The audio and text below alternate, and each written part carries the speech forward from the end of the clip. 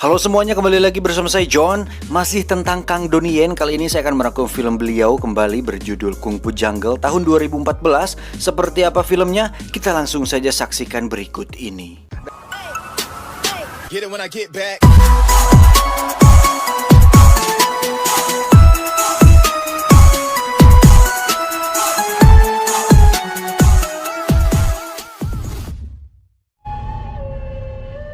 Di awal film kita akan diperlihatkan dengan seseorang yang sedang menyerahkan dirinya kepada polisi. Dia adalah Maho, seorang pelatih ilmu bela diri kungfu yang menyerahkan dirinya sendiri karena telah membunuh seorang master tinju. Dan inilah Kung Fu Jungle. 3 tahun kemudian terlihat kerumunan polisi yang sedang berada di TKP pasca kecelakaan di tempat tersebut. Dan setelah diidentifikasi terkuaklah fakta bahwa korban tidak mati karena kecelakaan. Akan tetapi ada seorang ahli bela diri yang sengaja membunuhnya dan meninggalkan jejak sebuah walet atap di sana. Kemudian scene berpindah ke penjara Stanley, tempat Maho di penjara. Ketika sedang asik duduk, dia dikagetkan dengan sebuah berita pembunuhan yang disiarkan di televisi. Karena merasa dia mengetahui siapa di balik pembunuhan tersebut, akhirnya dia memberanikan diri untuk menawarkan bantuan kepada kepolisian. Akan tetapi polisi tidak mengindahkan apa yang Maho katakan dan malah menjadikannya sebagai lelucon. Dan akhirnya Maho menghajar semua napi di sana agar para penjaga mau mendengarkannya. Kemudian pihak penjaga langsung membawa Maho ke hadapan penyidik untuk mendengar keterangannya terkait kasus pembunuhan tersebut.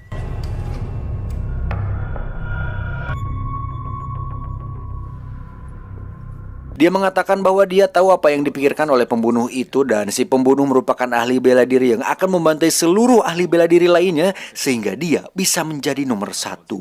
Dia berjanji akan membantu polisi untuk menangkapnya asalkan dia bisa dibebaskan dari penjara tersebut. Namun semua yang keluar dari mulut Maho dirasa tidak rasional dan tidak masuk akal bagi para penyidik. Kemudian Maho mengabsen 7 nama yang dia yakini akan menjadi korban selanjutnya dari orang tersebut. Akan tetapi mereka masih tidak mempercayai apa yang Maho katakan dan memilih untuk meninggalkannya. Kemudian scene berpindah kepada Pung Yusau yang ternyata merupakan tersangka di balik pembunuhan yang baru-baru ini menggembarkan jagat raya. Dan benar apa yang dikatakan oleh Maho kepada kepolisian, sekarang Yusau tengah mengincar salah satu orang yang tadi Maho katakan. Sekarang dia pergi menemui seorang master bela diri terbaik di Asia yang telah resign 10 tahun yang lalu dan memilih untuk melanjutkan karirnya sebagai seorang seniman. Kemudian Yusau langsung mengajaknya berduel sampai mati dan pertarungan pun tak dapat terhindarkan lagi.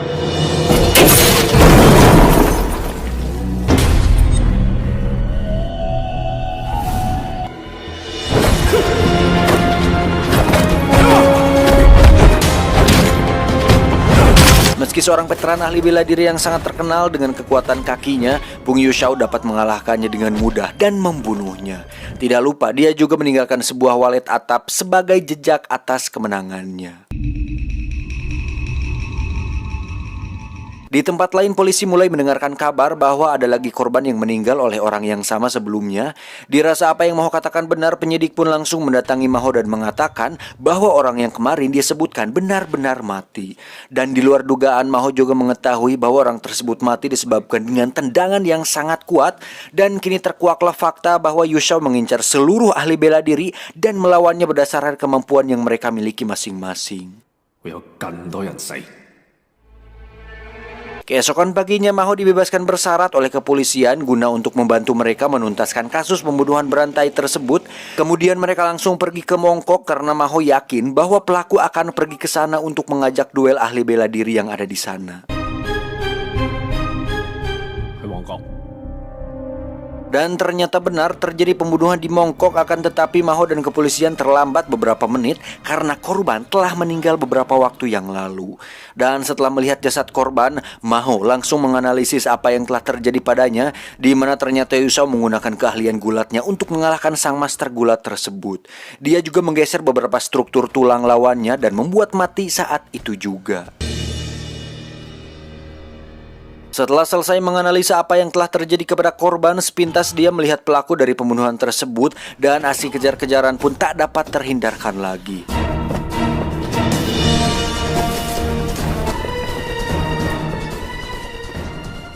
Akan tetapi di sini Yu Shao berhasil lolos dari kejaran Maho setelah dia melakukan lompatan tanpa tolakan dari atas gedung yang sangat tinggi.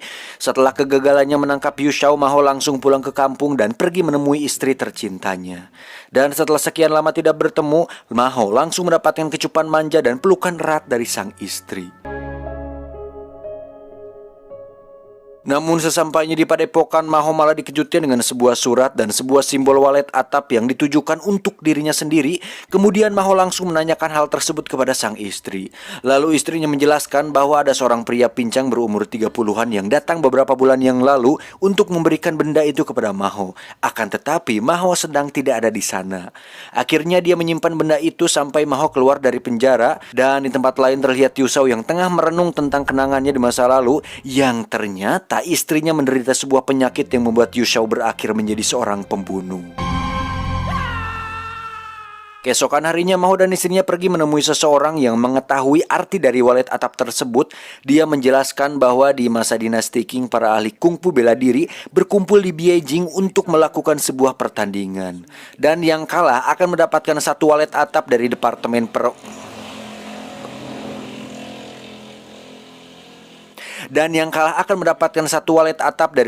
Perorangan sebagai sebuah tanda kehormatan baginya.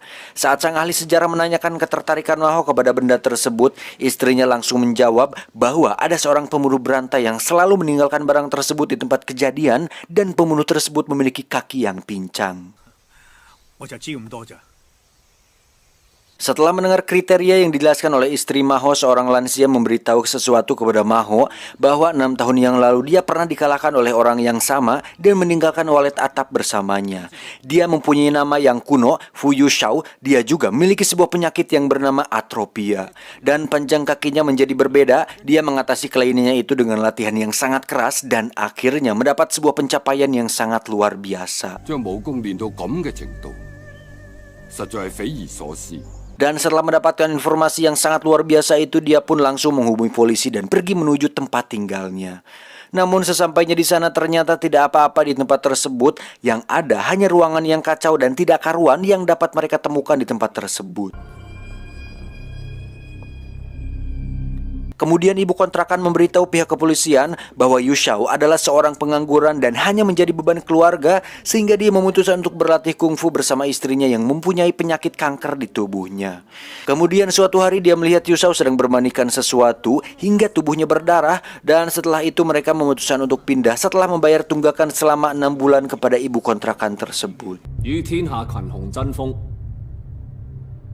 Singkat cerita, mereka melanjutkan pencarian Yu Shao dengan pergi kepada seorang ahli pedang yang akan menjadi incaran Yu Shao selanjutnya. Namun sesampainya di sana dia nampak baik-baik saja, dan ternyata dia sudah resign memegang pedang karena kecelakaan yang menimpanya 2 tahun yang lalu.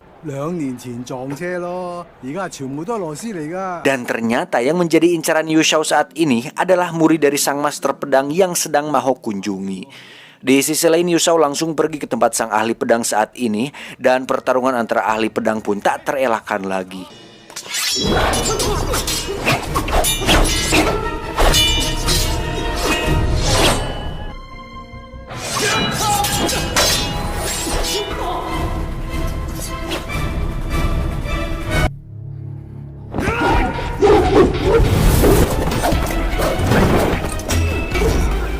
Dan akhirnya Yu Shao dapat membunuh orang tersebut dengan sebuah cutter kecil di tangannya. Tidak lupa juga dia meninggalkan sebuah walet atap sebagai tanda bahwa dia telah mengalahkannya. Dan lagi-lagi Maho dan kepolisian gagal menangkap Yu Shao, sehingga membuat posisi penyidik yang menangani kasus tersebut terancam dideportasi, dan Maho akan kembali dimasukkan ke dalam penjara. Kembali ke kantor polisi, penyidik kini mendapat secerca harapan bahwa segala sesuatu yang mereka temukan di tempat TKP mendapat kecocokan 100% dengan sang tersangka. Dan mereka juga dikagetkan ketika Yu Shao menelepon kantor polisi karena ingin berbicara langsung dengan Maho. Dia mengatakan bahwa Maho harus dalam kondisi siap untuk melawannya, dan dia juga mengancam akan membunuh istrinya supaya Maho dapat menjadi mesin pembunuh selanjutnya. Kembali kepada Maho, kini polisi mencurigainya karena mungkin sejak dulu mereka selalu terhubung saat Maho masih di penjara dan menganggap bahwa dia adalah komplotannya. Dan benar saja ternyata mereka sudah berhubungan sejak beberapa bulan yang lalu saat Maho berada di penjara. Kemudian setelah cukup mendapatkan informasi, polisi langsung pergi menuju sebuah tempat yang dicurigai sebagai tempat tinggal Yu Shao. Sesampainya di ruang tersebut, mereka disuguhkan dengan kondisi rumah yang sangat kacau, tapi memang benar ada tanda-tanda kehidupan di sana yang menandakan bahwa Yu Shao benar-benar tinggal di sana. Dan sebelum Yu Shao pulang ke rumah, pihak kepolisian langsung mengambil posisi agar bisa menyergap Yu Shao dengan mudah. Keesokan harinya Yu Shao datang untuk merayakan hari ulang tahun istri tercintanya. Kemudian flashback ke masa lalu yang ternyata istrinya dibunuh oleh Yu Shao karena tidak ingin melihat istri yang disayanginya menderita seumur hidup. Dan dia lebih memilih untuk mengakhiri kehidupan istrinya agar dia bisa lepas dari penderitaannya tersebut. Kembali ke masa kini, sepintas tidak nampak sedikit pun keanehan di sana sampai Yu Shao merasakan adanya bahaya yang akan mengancamnya.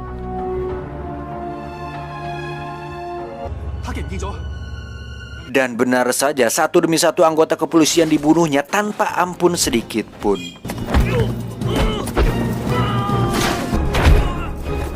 Di sisi lain, ternyata penyidik yang berada di TKP dikirimi sebuah rekaman dari kantor tentang keberadaan Maho yang pernah bertemu Yu Shao saat dia di penjara. Akhirnya polisi tidak bisa berbuat apa-apa kecuali menangkapnya dan meyakini bahwa mereka berdua berkomplot untuk mengeluarkan Maho dari penjara. Dan alhasil Maho dan istrinya kini tidak luput dari kejaran polisi. Sementara itu ternyata istrinya Maho sudah lebih dulu pergi untuk melawan Yu Shao agar suaminya tidak bertarung dengannya. Menyadari hal itu, Maho langsung mengamuk dan pergi mencari istri tercintanya itu. Dan aksi kejar-kejaran pun tak terelakkan lagi.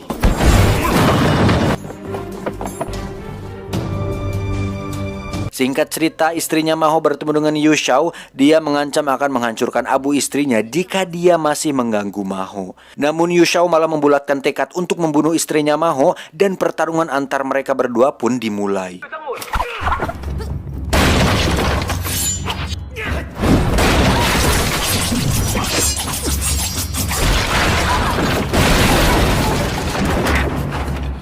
Di sini sudah dipastikan meski kemampuan bertarung milik istrinya Maho sangat hebat, tapi dia bukanlah apa-apa dibandingkan Yu Shao. Dan Yu Shao dapat mengalahkannya dengan menancapkan sebuah golok tepat di lengan istrinya Maho.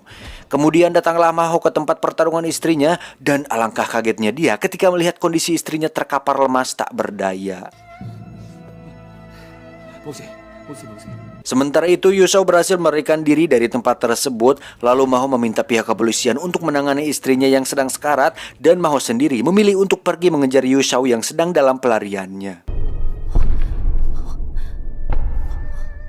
Namun lagi-lagi Yu Shao dapat melarikan diri dengan menabrakkan perahunya ke perahu milik para polisi, dan akhirnya kepolisian harus kembali menelan pahitnya kegagalan serta hilangnya kesempatan yang dia miliki untuk menangkap pembunuh berantai tersebut.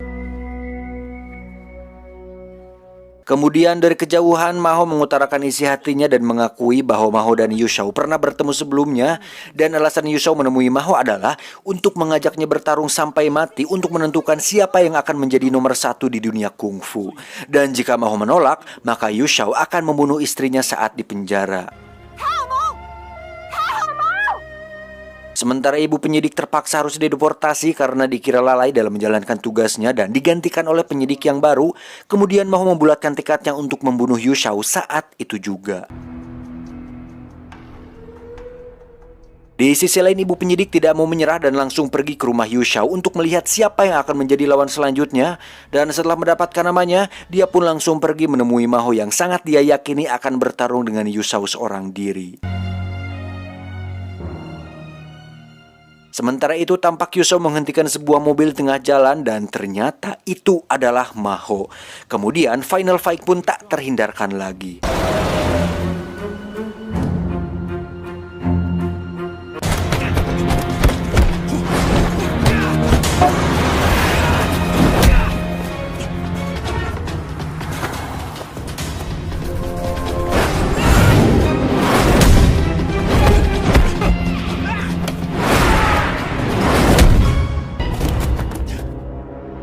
Terlihat mereka begitu sama-sama kuat meski Maho lebih mendominasi, tapi tetap saja dia sangat kewalahan dibuatnya.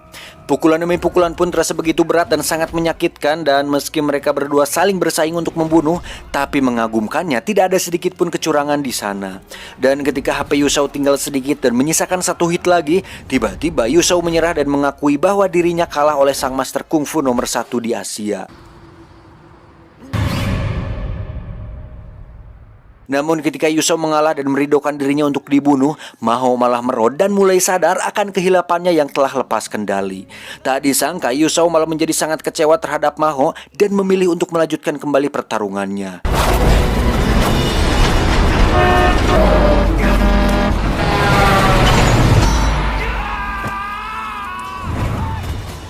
Hingga tibalah di suatu momen di tengah jalan, Maho terbawa oleh truk dan membuat punggungnya dadas boleas dan dia pun pingsan.